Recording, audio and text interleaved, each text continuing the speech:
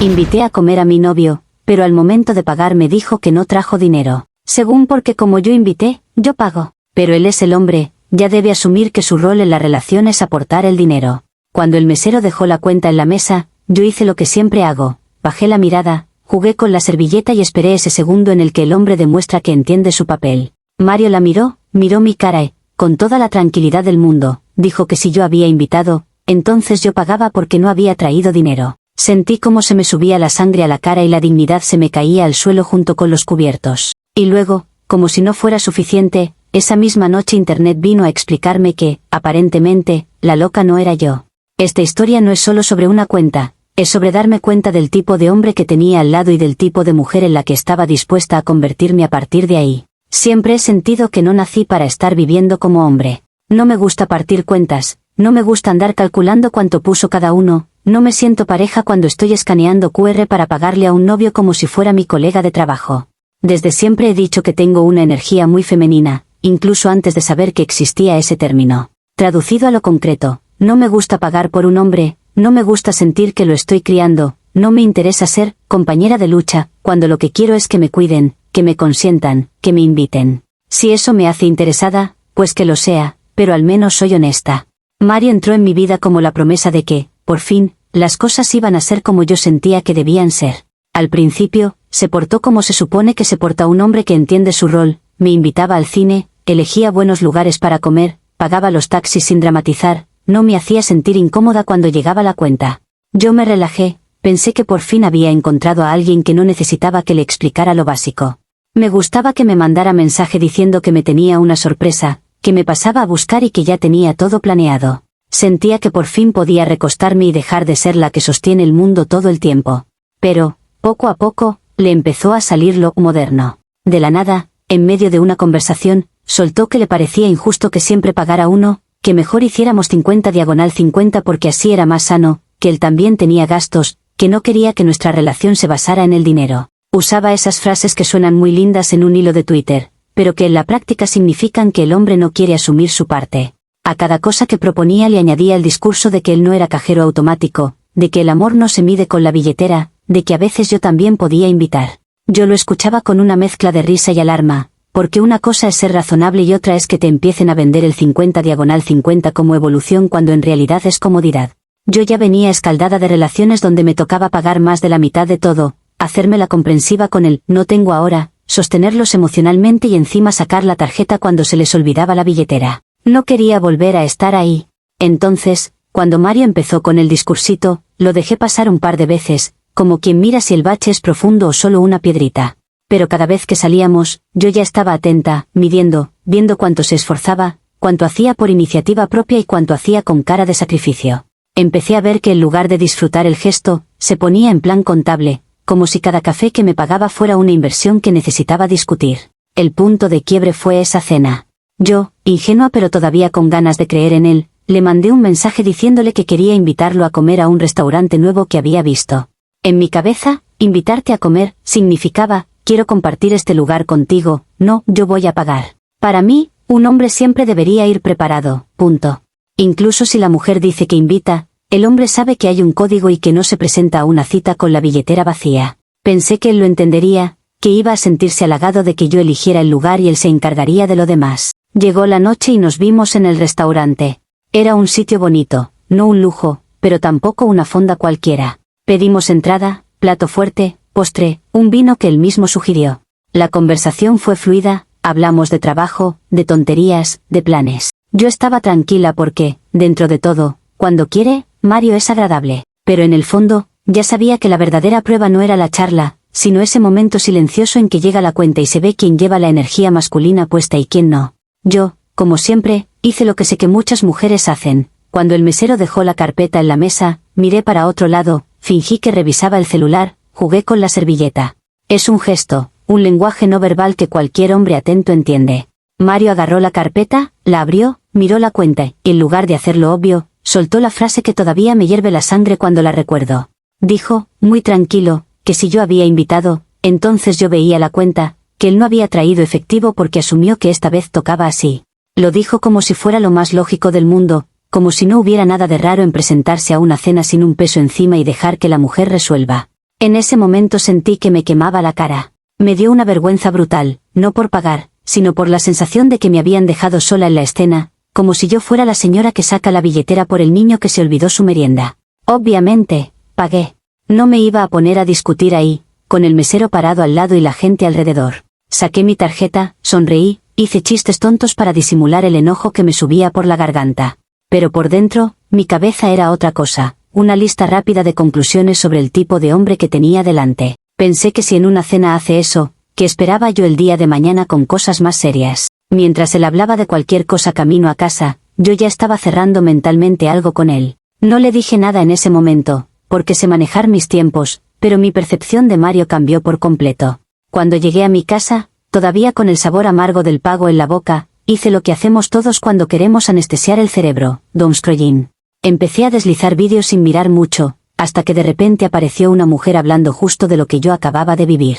Una coach de feminidad, hipergamia, ese tipo de cosas que antes me parecían medio exageradas. Ella decía que la mujer nunca debe pagar una cita, que el hombre que te ama invierte en ti, que si tú te pones en modo proveedor, te van a ver como mamá o como amigo, no como novia, que el dinero es una expresión de energía masculina y que si el hombre no puede cubrir ni una cena, no está listo para cubrir nada más. Sentí que me estaba hablando a mí.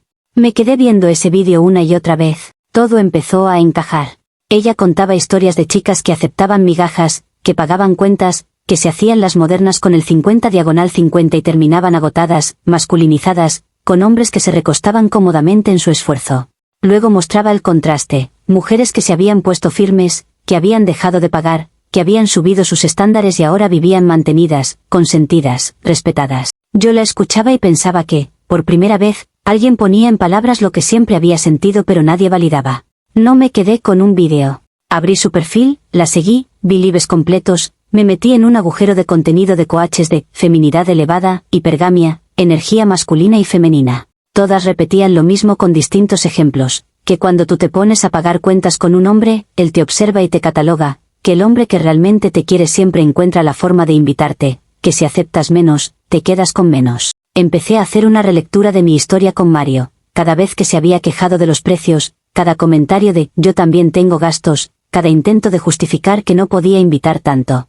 Todo eso que antes yo veía como realidad económica, empezó a tomar forma de baja energía masculina. En esa noche, la cena dejó de ser una anécdota incómoda y se convirtió en un símbolo.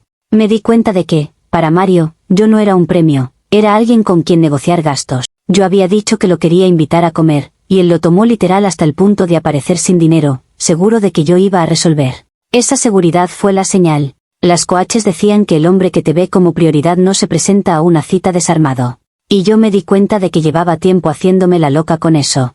A partir de ahí, empecé a sentir que el problema no era que yo fuera exigente, sino que él era pequeño. No en altura, no en cariño, sino en visión. Yo quiero un hombre que asuma la parte material, que entienda que para yo estar en mi energía femenina, alguien tiene que estar poniendo la estructura, y ese alguien no quiero ser yo. Mientras más vídeos veía, más se reforzaba la idea, yo no era la rara, yo era la que había vivido al revés toda la vida y recién ahora estaba despertando.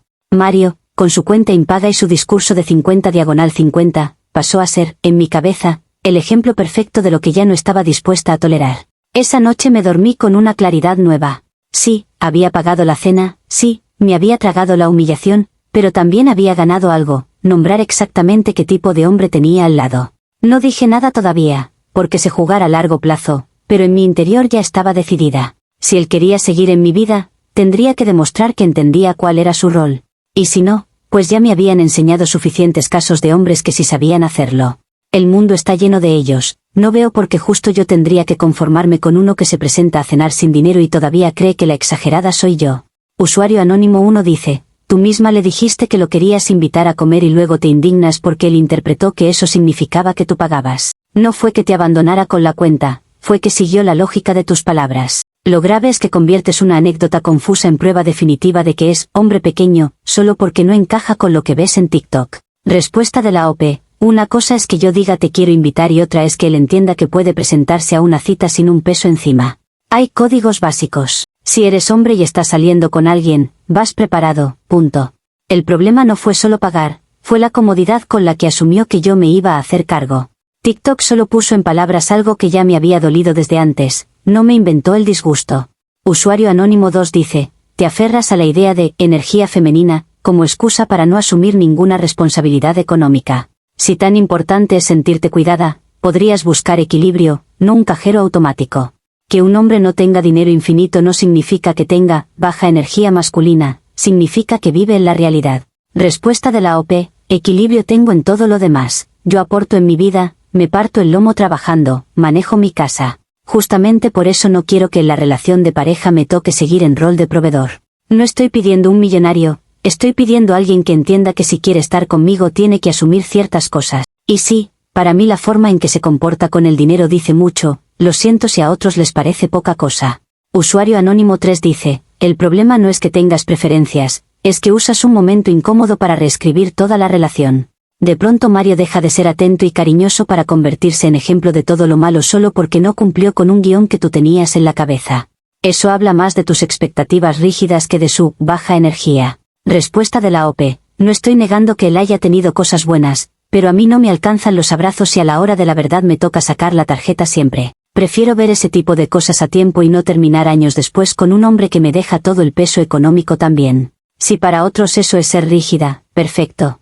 Yo lo veo como aprender a no conformarme con menos de lo que sé que quiero. Actualización 1. Después de esa noche de la cena y el maratón de vídeos de coaches de feminidad, sentí literalmente como si me hubieran cambiado los lentes. Todo lo que antes veía como realidad económica de Mario ahora lo veía como síntomas clarísimos de baja energía masculina. Tragarme como 30 vídeos seguidos fue como hacer un curso intensivo de cómo estaba saboteando mi propia vida al ponerme en rol de hombre. Las frases se me quedaron tatuadas en la cabeza. Si tú pagas, te conviertes en mamá. Si tú resuelves, él nunca va a despertar. El hombre que te ama invierte. Punto. Así que decidí que ya no iba a seguir jugando al 50/50 disfrazado de amor moderno. Si yo quería un hombre, tenía que empezar a comportarme como una mujer que sabe lo que vale. Lo primero que cambié fue mi actitud con Mario. Ya no era la novia que proponía planes neutros y se adaptaba a lo que él podía o no podía pagar. Cada vez que él decía algo como, ¿vamos al cine?, yo respondía desde otro lugar, sí, pero esta vez tú te encargas de todo, la princesa está cansada. Lo decía medio en broma, medio en serio, pero en el fondo estaba pasando lista, evaluando si entendía la indirecta. Empecé a fijarme cuidadosamente en cuánto gastaba en mí, si se ofrecía a pagar espontáneamente o si esperaba siempre algún gesto de mi parte. Mejor vayamos a algo más barato, me sonaba a falta de interés, no a realidad del bolsillo. Cuando él se quejaba de que estaba corto de dinero o de que tenía deudas, a mí me empezaron a sonar a excusas de hombre conformista. En mi nueva narrativa, un hombre que realmente quiere a una mujer busca la forma, no está todo el tiempo recitándote su estado financiero como si fuera su contadora. Le empecé a decir frases que sacaba tal cual de los libros. El hombre que quiere, puede. Si no puedes pagar una cena, tampoco puedes sostener una familia. Las mujeres no bajan estándar, cambian de candidato. Él intentaba explicarme que ganaba normal, que tenía compromisos, que no podía vivir invitando siempre. Yo lo miraba con cara de que estaba quedando en ridículo, como si no entendiera las reglas básicas del juego. Mientras más lo escuchaba justificarse, más me refugiaba en el contenido que consumía. Seguía a varias gurús, me metía a sus directos, escuchaba testimonios de chicas que contaban cómo habían dejado de aceptar migajas y ahora vivían en modo princesa. Había historias de hombres que pagaban departamentos, viajes, estudios, todo, solo porque su mujer sabía posicionarse. Cada vez que una decía, yo ya no pago ni un café, sentía que me hablaba a mí. Empecé a pensar que el problema no era mi exigencia, sino que llevaba toda la vida rodeada de hombres que no estaban a la altura. Obviamente, Mario empezó a parecerme cada vez más pequeño al lado de ese ideal. Llegué a un punto en que ya ni siquiera lo veía como pareja a largo plazo. En mi mente, se convirtió en lo que esas coaches llamaban novio de transición, alguien con quien estás mientras aparece el hombre que realmente te puede dar la vida que quieres. Suena feo, pero fue así. Cuando él me hablaba de planes a futuro, de mudarnos juntos algún día, de ir creciendo poco a poco, yo sonreía por fuera, pero por dentro calculaba cuánto generaba, cuánto gastaba, cuánto margen real tenía para que yo soltara la preocupación económica. Y cada vez la respuesta era la misma, poco o nada. Lo más interesante es que no me veía a mí misma como la mala del cuento. Sentía que, por primera vez, estaba siendo honesta con lo que quería en lugar de conformarme con lo que había. Pensaba que si otras mujeres habían logrado que sus hombres las mantuvieran, no tenía nada de raro que yo aspirara a eso también. Solo estaba ajustando la energía, como decían los vídeos. Mario empezó a notar que mi actitud había cambiado, que ahora hacía más comentarios sobre el dinero, sobre quién pagaba qué, pero en vez de leerlo como una señal de que tenía que subir de nivel, se ponía a debatir conmigo sobre igualdad, feminismo y no sé qué discursos. Yo solo veía a un hombre aferrado a su comodidad, tratando de convencerme de que me merecía menos para que a él no le costara tanto tenerme. En mi cabeza, ya estaba tomada la decisión: si Mario quería seguir en mi vida, tendría que adaptarse a mi nuevo estándar. Y si no podía, no era mi problema. La energía femenina no se rebaja para que el hombre alcance, el hombre sube para estar a la altura. Yo sentía que finalmente había entendido el juego, y que la cena aquella no había sido una anécdota, sino una señal clara del universo de que era hora de dejar de cargar hombres que no podían con el rol que pretendían tener.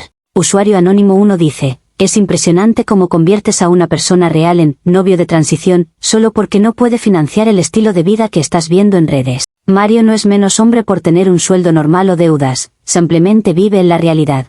El problema es que estás usando discursos de TikTok para justificar verlo como un proyecto fallido. Respuesta de la OP: lo que pasa es que siempre que una mujer decide subir sus estándares, la pintan como interesada. Nadie señala a los hombres que quieren una novia guapa, delgada, arreglada, y eso también es un estándar. Yo no estoy obligándolo a nada, solo estoy eligiendo lo que quiero para mí. Si él no puede o no quiere encajar en eso, está bien, pero no me pidan que me quede sonriendo mientras pago la mitad de todo como si eso fuera el gran acto de amor.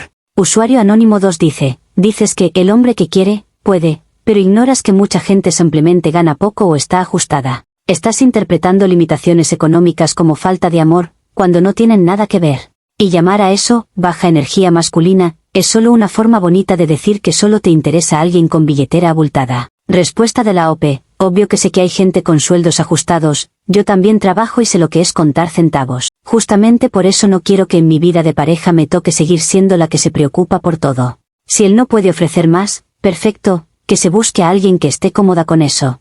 Yo no, y prefiero decirlo con todas sus letras antes que quedarme años al lado de alguien que, al final, me iba a resentir por pedir más. Usuario Anónimo 3 dice: no es subir estándares, es convertir el amor en una equivalencia directa con cuánto gasta él en ti.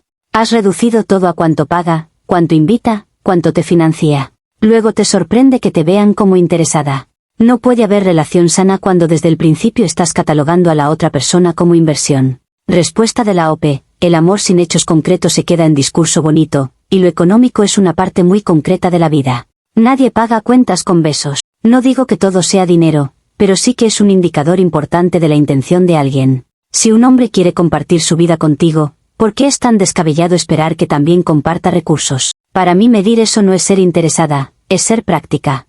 Actualización 2. En medio de ese proceso de despertar, como lo llamaban las coaches, apareció Josué. Lo conocí por redes, como se conoce ahora a medio mundo. Empezó reaccionando a mis historias con comentarios tipo: qué guapa, qué reina, y cosas así que, honestamente, ya había oído 1000 veces, pero con él venían envueltas en otra estética: fotos en oficinas elegantes, viajes, relojes caros, carros de lujo, cenas en lugares que yo solo veía en cuentas de influencers. Se notaba que no era el típico chico de estoy corto este mes, sino alguien que, al menos en apariencia, tenía resuelta la parte material. Me llamó la atención por contraste, no voy a mentir. Al principio lo vi como entretenimiento, alguien con mentalidad de abundancia, con quien conversar mientras Mario seguía peleándose con la cuenta del supermercado. Josué avanzó rápido.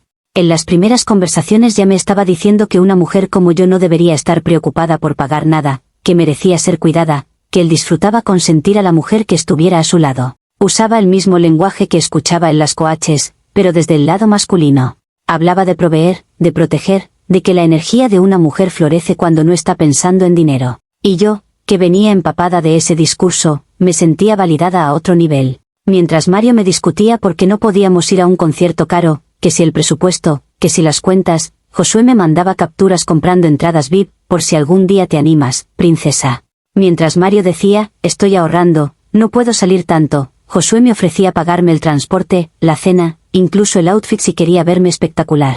Era como tener en paralelo la versión beta y la versión premium del concepto de pareja. Uno hablaba de limitaciones, el otro de posibilidades. Y, obviamente, empecé a ver a Mario como una inversión emocional mala. No corté con Mario porque, sinceramente, no lo vi necesario. En mi cabeza, estaba simplemente equilibrando cosas. Uno me daba estabilidad emocional, me escuchaba, me conocía desde antes. El otro me daba estabilidad económica, me abría puertas a una vida más alta. ¿Por qué tenía que renunciar a uno para tener al otro? Cuando las coaches hablan de no poner todos los huevos en la misma canasta, yo lo interpreté así: no depender de un solo hombre para todo, diversificar. Me pareció hasta inteligente. Mientras nadie dijera la palabra exclusividad, yo no sentía que estuviera haciendo algo tan grave. Empecé a salir con Josué a escondidas, cenas en lugares caros donde ni siquiera mirábamos los precios, regalitos, porque sí, alguna escapada de fin de semana que yo revestía de viaje de trabajo, cuando hablaba con Mario. Josué me hablaba de negocios, de inversiones, de un mundo al que yo siempre había querido acceder pero que con Mario sabía que nunca llegaría. Me compró cosas que yo jamás me habría permitido a mí misma con mi sueldo ni con el suyo. Y cada vez que recibía algo, era como una prueba más de que tenía razón al no quedarme solo con lo que ya tenía. Para poder sostener esa doble vida, obviamente tuve que hacer malabares. A Mario le decía que tenía cursos, talleres, capacitaciones, reuniones fuera de horario. A Josué le vendía la narrativa de que estaba conociendo a alguien, pero que no era serio, que todavía no había nadie que estuviera realmente a su altura. Me acostumbré a cambiar de tono según con quién hablara, a ajustar la historia para que encajara con el rol que cada uno tenía. Y cada vez que el tema moral asomaba a la cabeza, yo lo callaba diciendo que no era infidelidad real, porque con Mario ya no me sentía 100% comprometida. La justicia poética que me hice fue sencilla. Si Mario hubiera cumplido su rol de proveedor desde el principio, si hubiera entendido que ser hombre también es asumir lo material, yo nunca habría mirado hacia otro lado. En mi lógica, él me empujó. Él, con su cuenta sin pagar aquella noche, con sus discursos de 50/50, con sus «no puedo». Yo solo reaccioné a un vacío que otro hombre supo llenar. Que ahora digan que Josué me compró, es simplificarlo demasiado. Para mí, él solo se ubicó en el lugar que Mario dejó libre. Usuario anónimo 1 dice, llamas, equilibrar cosas, a tener a un novio para lo emocional y a otro hombre para lo económico, pero eso es exactamente usar personas como si fueran servicios. No es diversificar, es manipular. Si no querías estar solo con Mario, podías haber terminado con él antes de meter a Josué en la ecuación. Respuesta de la OP. En teoría suena muy correcto eso de terminar una cosa antes de empezar otra, pero la vida real no siempre funciona en blanco y negro. Yo no estaba lista para soltar la conexión emocional con Mario mientras probaba qué tan cierto era lo que Josué ofrecía. Y sí, puede sonar frío, pero también es cierto que si Mario hubiera cubierto esa parte, todo esto ni siquiera habría existido. No veo por qué tengo que ser yo la que se quede a medias por cuidar egos ajenos. Usuario anónimo 2 dice, dices que no hubo infidelidad real, porque ya no te sentías comprometida, pero eso solo existe en tu cabeza. A los ojos de Mario, seguían siendo pareja. Y a los ojos de Josué, estabas jugando a soltera. Ajustar la narrativa según te conviene no hace que lo que haces sea menos engaño. Respuesta de la OP. Claro que para Mario seguíamos siendo pareja en su cabeza, porque él no estaba viendo la brecha que se abría. Y para Josué, yo nunca dije, somos exclusivos, él asumió lo que quiso. Sí, manejo versiones distintas según con quién hablo, pero también lo hace todo el mundo, solo que no lo admiten. Yo me limité a ocupar los lugares que cada uno dejaba disponibles. Si eso es engaño para otros, lo siento, pero fue como encontré equilibrio en ese momento. Usuario anónimo 3 dice, justificar todo con «él me empujó», es una forma muy cómoda de no asumir nada. Mario no te obligó a aceptar regalos, ni a ir a hoteles, ni a mentir. Una cosa es preferir un hombre proveedor y otra usar a dos al mismo tiempo mientras te conviene el discurso de cada uno. Respuesta de la OP, nunca dije que Mario me hubiera obligado a nada, dije que su forma de estar en la relación abrió espacio para que yo buscara algo más. Y sí, acepté regalos, salí, mentí, pero también creo que es muy fácil señalar eso y olvidar que si él hubiera actuado distinto, otra habría sido la historia. No estoy pidiendo absolución, solo que no me pinten como si hubiera despertado un día queriendo jugar con dos por deporte. Actualización 3. Con el tiempo, la dinámica quedó perfectamente definida, casi como si hubiera hecho un cuadro comparativo. Mario era para los momentos simples, ver películas en casa, comer algo rápido, tener conversaciones profundas sobre la vida, sentir que tenía un novio normal. Josué era para los lujos, restaurantes caros, hoteles, regalos, experiencias que parecían sacadas de cuentas aspiracionales. Cuando necesitaba algo grande, dinero, apoyo material, recurría a Josué. Cuando necesitaba sentir que todavía tenía una historia bonita, recurría a Mario. En mi cabeza era un win-win, porque ninguno de los dos me estaba dando todo, así que yo simplemente completaba el rompecabezas con piezas distintas. Para que ese sistema funcionara, tuve que volverme buena mintiendo, no voy a negar eso. Mario empezó a notar que yo tenía planes raros, supuestos talleres en fines de semana, reuniones nocturnas, eventos, de los que volvía más arreglada de lo que correspondía. Cada vez que preguntaba, yo le soltaba una explicación creíble y lo adornaba con un poco de drama para que se sintiera culpable por dudar. Si insistía, me ofendía, le decía que no confiaba en mí, que siempre pensaba mal, que yo también tenía derecho a tener mi vida profesional y social. Y como él ya venía con la culpa por lo del dinero, terminaba pidiéndome perdón por sospechar. Con Josué era al revés, le hacía creer que estaba prácticamente disponible salvo por compromisos laborales. Nunca podía verlo ciertos fines de semana porque tenía que viajar por trabajo o visitar a mi familia. Él empezó a notar patrones. Mis desapariciones coincidían demasiado con fechas normales de pareja. Me dijo una vez que sentía que yo estaba con alguien más. Yo, obvio, lo negué. Le dije que si a esas alturas pensaba que yo era capaz de usarlo, entonces no me conocía en absoluto.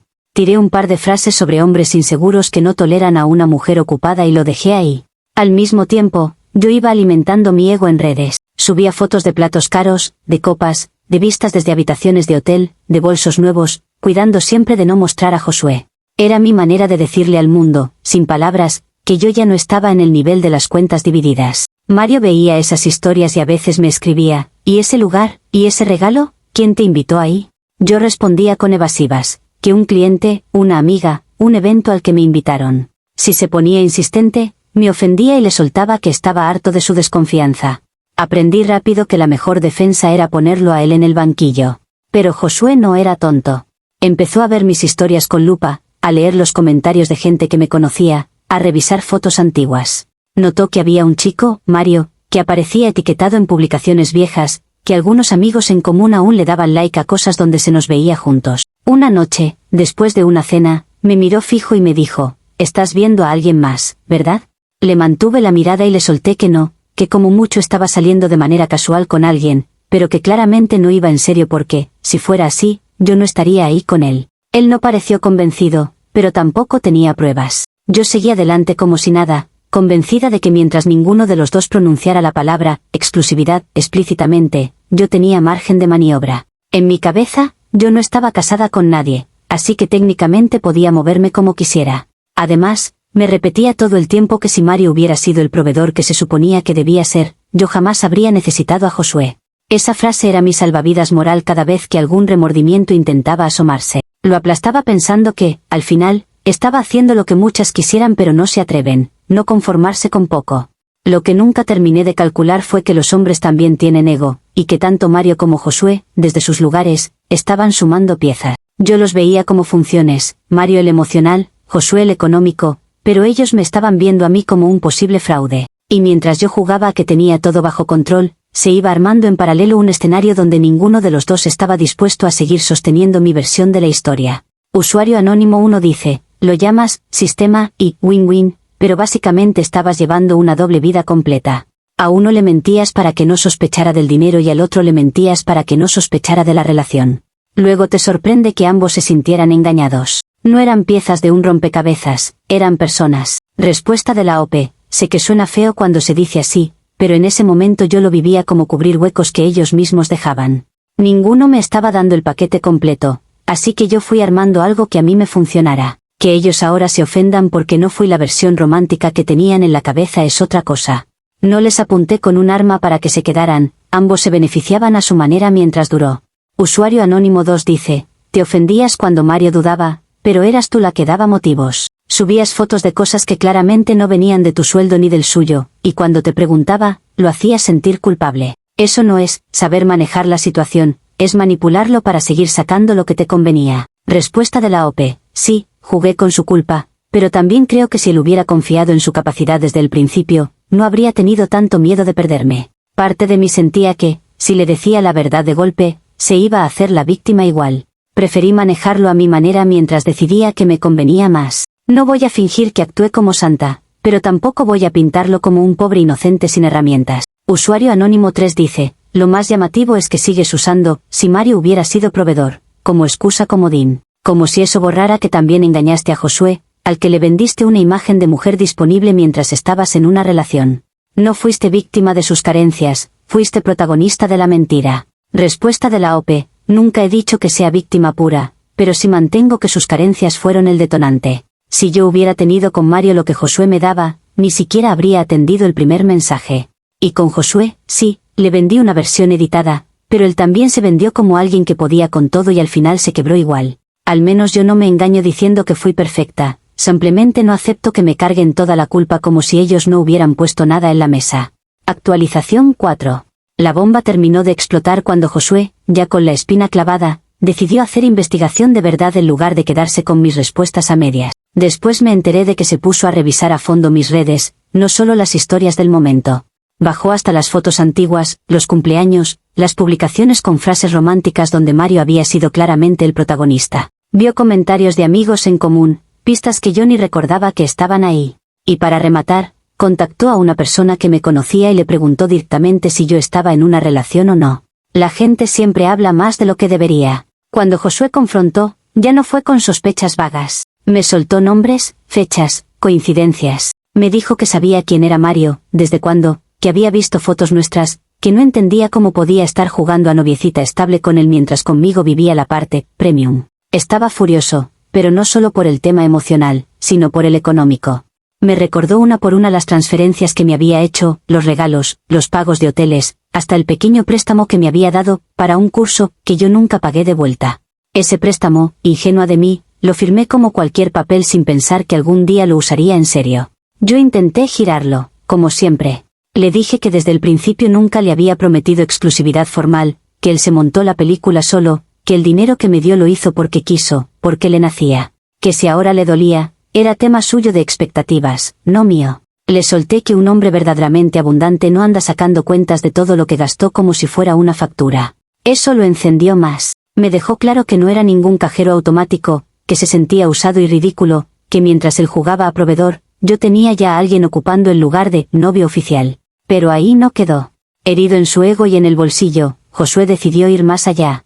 Me dijo que si no le pagaba el préstamo, iba a meterse legalmente, que el documento que yo había firmado no era un papelito, que tenía validez. Y, para rematar, contactó a Mario. No sé exactamente qué le dijo ni cómo se lo pintó, pero sí sé que le mandó pruebas, chats, capturas de pantalla, probablemente audios. Lo supe porque Mario llegó un día a mi casa con una calma aterradora y me dijo que ya sabía todo, quién era Josué, desde cuándo, qué cosas se habían pagado con su dinero que yo le presumía como logros personales. La conversación con Mario fue corta y quirúrgica. Me dijo que lo había usado de cojín emocional mientras otro ponía la billetera, que yo no sabía querer sin calcular, que cada gesto mío ahora le parecía sospechoso. Me recordó la cena aquella, las discusiones sobre dinero, las veces que le hice sentir mal por no poder pagar algo, sabiendo ahora que yo ya tenía a alguien más cubriendo ese hueco. Terminó conmigo ahí mismo, sin llantos ni escenas dramáticas, solo con esa decepción seca que duele más que un grito. Yo intenté repetir mi discurso de que él había tenido su parte de culpa por no ser proveedor, pero ya no estaba para escucharme. Como si no fuera suficiente, el chisme no se quedó en los tres involucrados. Algunos conocidos empezaron a comentar que Josué andaba mostrando chats y audios míos donde yo literalmente decía cosas como, Mario me da amor, Josué me da estabilidad, y, la energía masculina se mide en cuanto está dispuesto a gastar en ti. Esos audios empezaron a circular en grupos de amigos, pantallazos por aquí y por allá. La etiqueta de interesada se pegó a mi nombre más rápido que cualquier otra cosa buena que hubiera hecho en mi vida. De pronto, todos tenían una opinión sobre mí y ninguna se parecía a la que yo tenía de mí misma. Resultado, me quedé sin Mario, con un Josué que ahora solo me escribe para recordarme que le debo dinero, con una especie de fama de calculadora en mi círculo y con deudas que no tengo ni idea de cómo voy a pagar porque, sorpresa, los hombres proveedores también se cansan. Algunos chicos que me hablaban desaparecieron como si los hubiera espantado un fantasma. Otros, más directos, me dijeron que conmigo no se meterían porque ellos no eran un proyecto financiero. Me tocó escuchar de mi propia boca palabras de las coaches que ahora son usadas en mi contra como pruebas de que solo me interesa la billetera. Y aún así, con todo lo que pasó, hay una parte de mí que sigue pensando que el sistema está más torcido que yo.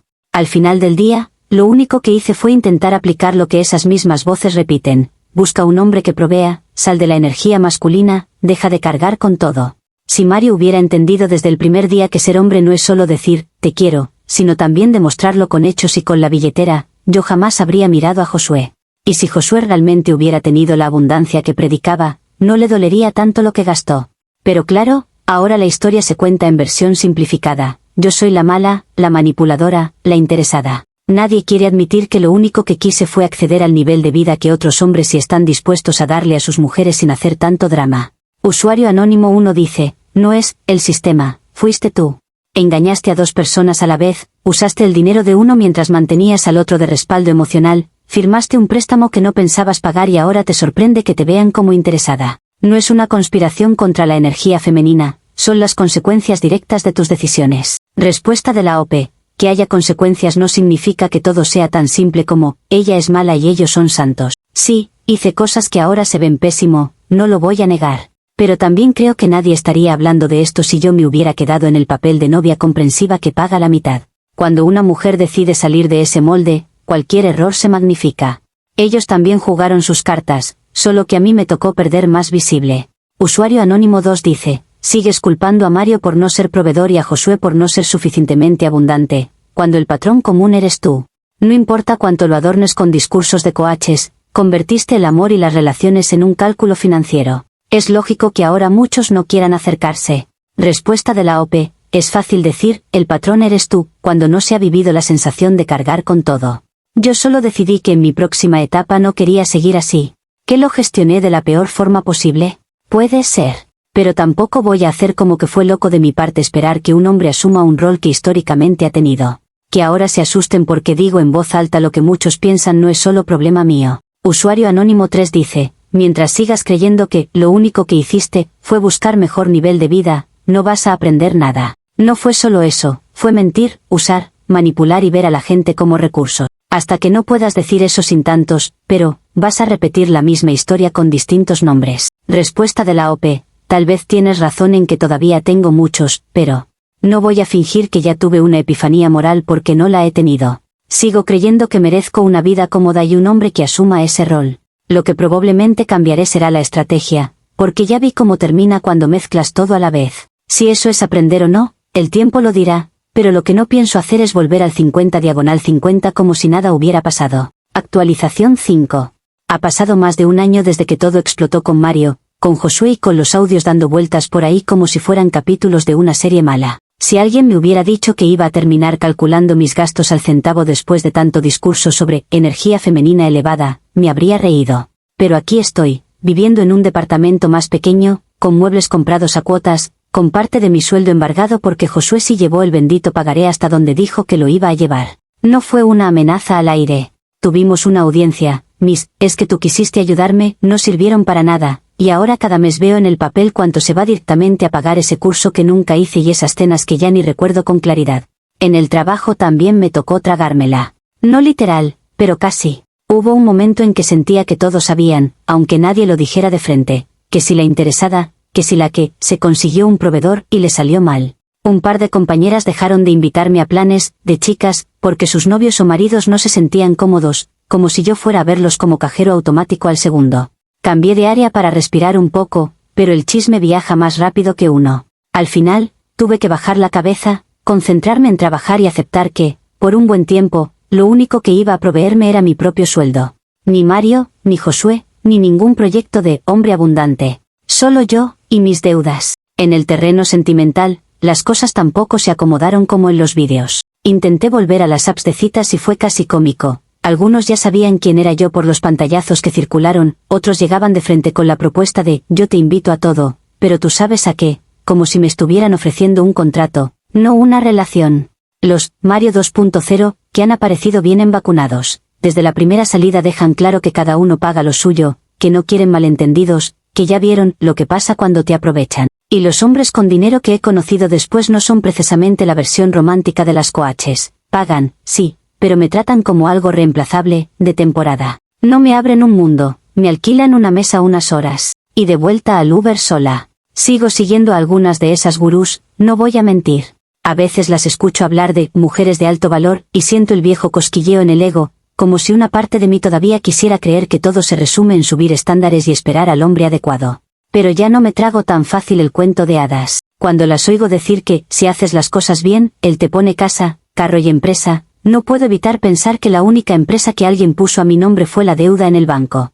Compré un curso de una de ellas, además del préstamo de Josué, pensando que era la llave maestra. Terminé con más frases bonitas, menos dinero y exactamente la misma vida. Si aprendí algo, es que para muchas el verdadero negocio no es enseñar a conseguir proveedores, es vivir de mujeres como yo que todavía creen que el atajo existe. De Mario me entero por terceros. Sé que está con alguien más porque lo he visto etiquetado en fotos. Cenas sencillas, lugares normales, ella con un vestido básico y una sonrisa real. No se ven lujos, pero se ve paz. A veces me quedo mirando el anillo en sus manos en alguna foto y me pregunto si al final sí resultó ser proveedor, solo que para otra. Me duele, claro, pero enseguida me defiendo pensando que seguro ella es de las que se conforman con poco, de las que parten la cuenta sin chistar. Después, ya en silencio, me pregunto si no será que con ella él sintió algo que conmigo dejó de sentir cuando empecé a mirarlo como inversión fallida. Pero esa parte la pienso bajito, para que no me rompa más de la cuenta.